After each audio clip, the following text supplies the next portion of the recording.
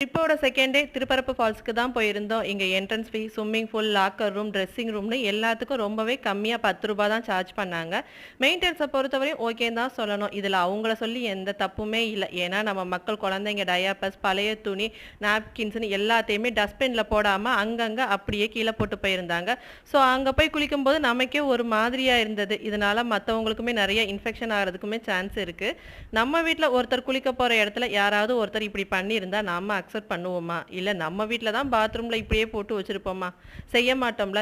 தென் ஏன் பப்ளிக் பிளேஸ்ல மட்டும் இப்படி நடந்துக்கிறாங்கன்னு புரிய மாட்டேங்குது. இதெல்லாம் விட அந்த பிளேஸ கிளீன் பண்றவனும் ஒரு மனுஷன் தான். ஸோ இதெல்லாம் மனசுல வச்சுட்டு பப்ளிக் பிளேஸ்ல தயவு செஞ்சு யாருமே இனி இந்த தப்பா செய்யாதீங்க. ஃபால்ஸ்ல குளிச்சுட்டு அப்படியே பக்கத்துல போட்டிங் போயிட்டு மதிய லஞ்சுக்கு நாங்க தங்கியிருந்த ஹோட்டல்லே வந்து சாப்பிட்டாச்சு.